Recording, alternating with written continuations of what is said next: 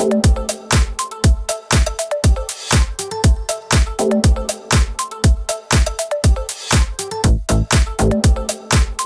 everyone, welcome back to the Whoopi Studio. Today I'm here to review the premiere of the new season of When Calls the Heart, Season 12, The Mountie Way. Guys, it's crazy. Season 12 of When Calls the Heart. That on its own is something most shows do not get anymore. I'm not surprised, though. If Hallmark Channel wants to be really successful, they're going to need to keep this show going because this is where the ratings and the money are coming in. This is the hit show of Hallmark Channel. I mean, sure, you have the movies with all the big time actors and everything, but it's the shows that are the long running things. So, I was not expecting to get season 12 this early. But hey, we are, and I'm looking forward to getting into this episode because it was a good episode. I would say out of most season premieres we've had, this one felt the most like the show to me. It didn't feel like trying to tiptoe its way around something or try to be too much or boring. It was none of those things. It was a good, perfectly good episode.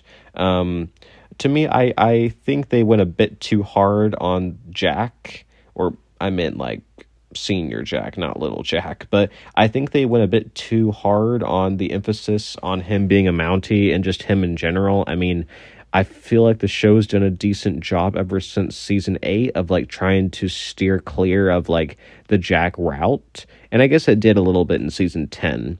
But I hope, like, to me, this reminded me, I like where the show's at. We don't need a lot of Jack talk. So that was the one thing I think was kind of dragging the episode down. But I also understand why they needed to have the Jack's presence, because it was important for the cliffhanger and for little Jack to start to accept Nathan as, his new father, but also for Nathan to kind of start to be relieved of his grief, I guess, and his guilt. I think it was important for that too. So basically, the cliffhanger was Hargraves coming up and saying, "Elizabeth, it's about your late husband." That was the cliffhanger, and my personal theory is they found something negative out about Jack, and the plotline was going to be Elizabeth and Nathan working together to prove Jack was innocent about it or something. And to me, I'm glad they kind of went the route that it ended up going in, but also I'm like, that was kind of stupid for a cliffhanger. The cliffhanger and the reveal turns out that his medal was found. That was the only reason for the cliffhanger, and I found that really stupid.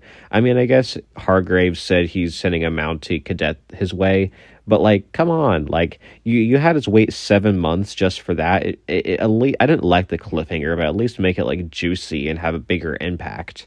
I guess you could say the medal had an impact, but to me, I just feel like it was kind of like a stupid cliffhanger. But this kind of sets up everyone talking about how Jack was the best Mountie, blah, blah, blah. Sorry, that's kind of rude, but it's pretty much saying he's the best Mountie. And this has Nathan feeling a certain way. He doesn't like being compared to Jack, especially when Hargraves pretty much says he's not as good as Jack. He doesn't say it directly, but it's pretty clear what he's meaning.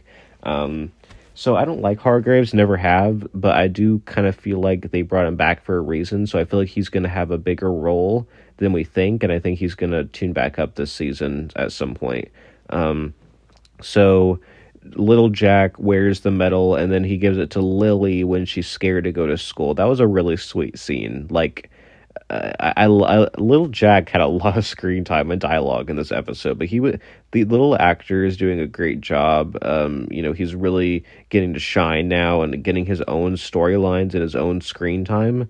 And seeing little Jack go to school is something I think every Hardy has wanted to see, and we finally get to see it. And the fact that he gets to go with Lily, who's also super sweet and all that, it was just kind of perfect. Like the writing was perfect in that sense. And then we also got a good scene between Nathan and little Jack, where little Jack says that you're a hero too, Nathan. All Mounties are heroes. And I mean, that's true. I wouldn't say Hargraves is necessarily a hero, but that's beside the point. It was a really cute moment, and I think it helped Nathan realize that he is a hero in his own way. He's always trying to be like, kind of go with the crowd and be like, yeah, I'm not a hero, but Jack was. But, it's true. He is a hero. He's done so many good things, for the community and for the people he's helped and all of that. I think it's important that his accomplishments don't go undermined just because of how great Jack was. So I'm glad that this episode kind of addressed that. We also have kind of the town's reaction to Elizabeth and Nathan being together was fun. Bill saying it's about time. That was funny. Elizabeth and Allie have a nice moment where Elizabeth says, I hope this is okay.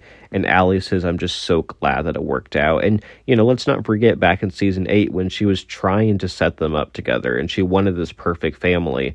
And now she's getting that. And it's not going to be perfect by any means, but it's a start. And I think that's what I liked about the scene is that she was just relieved that it did work out this way and everything just kind of fell into place. And that was a really good message and definitely like that scene a lot. So the ending is pretty much Nathan being like, I'm worried that little Jack's going to be angry someday when he finds out he was indirectly responsible for his dad's death. And Elizabeth says, we'll tell little Jack together when the time's right.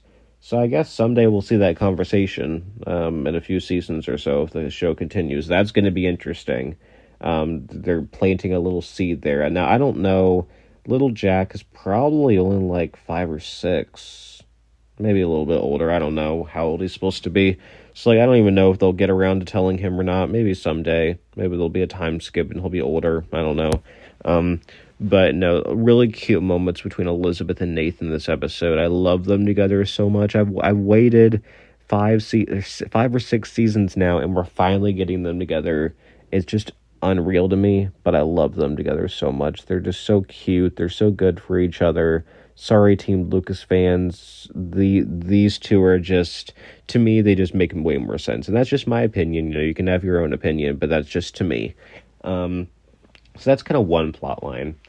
The second plot line, or I guess kind of a little bit of a subplot to attach on to the main plot line, is there's a new Mountie cadet named Oliver, and he's kind of like very smart. He's kind of a know-it-all, acts like it a bit clumsy, awkward, not really sure how to handle situations or social time or any of that. But it seems like there's going to be an interesting storyline because it seemed like they're going to maybe set him and Allie up to be a couple, and that's going to create some tension with Nathan.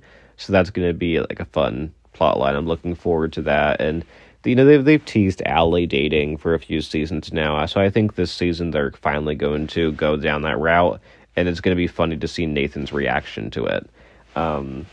So that was like that plot. And then there's this whole comic book plot line too, which I think is going to set up something for later down the road. I don't know if it's going to be positive comic book thing or a negative comic book thing, but we'll see. Definitely very curious as to how they're going to go down that route.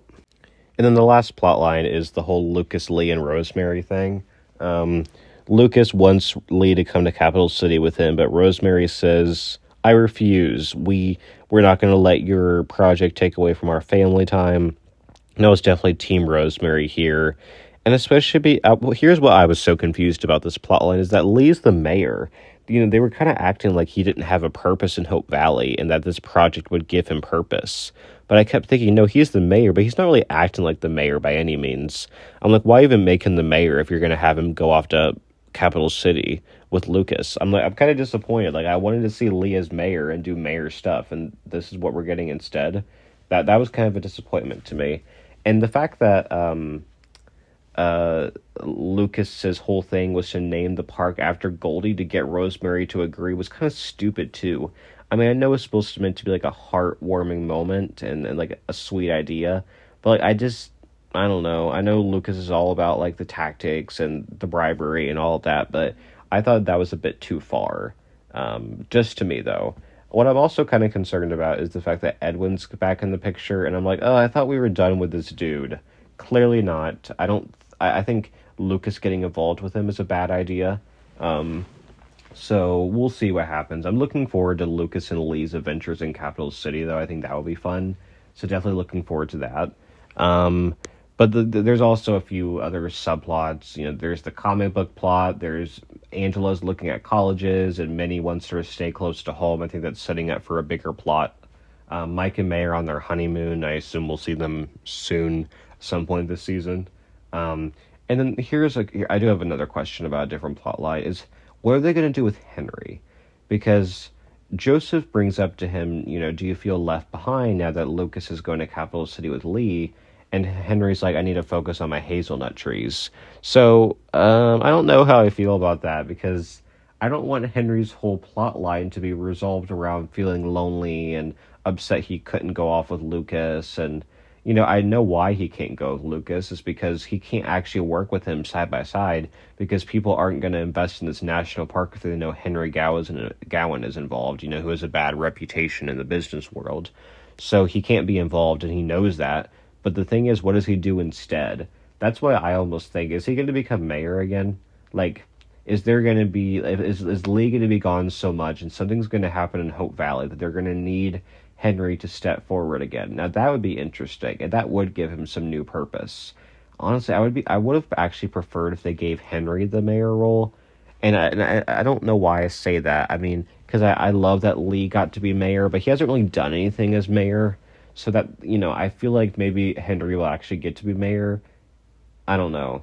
That's just my personal thought, though. I don't know what else he could do that would give him more excitement to his character, because I don't want to see his arc be hazelnut trees and researching what manure and soil to use. I know it's not going to be that. I know they'll probably give him some sort of plot, but that's just, to me, what would make the most sense for his character to me.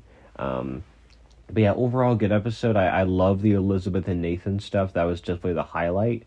I didn't love the Lucas, Lee, and Rosemary plotline. I knew he would end up going to Capital City, but I just thought the tactic to get Rosemary to agree was just a bit much, and I don't know.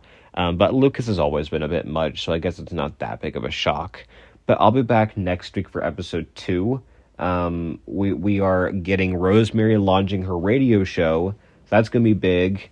Readership is down, so she's going to take the news to the radio. That's going to be fun. I'm looking forward to that. She's going to be perfect for that. So that's next week. And then Lucas is meeting, I think, his new love interest next week. I'm curious about that, what she's going to be like. Hopefully not like a Jeanette. That I don't think any of us want to see another Jeanette. She was definitely a lot. But yeah, I'll see you guys next week for episode 2. Comment down below what you thought of episode 1. And thanks everyone for listening, and bye everyone.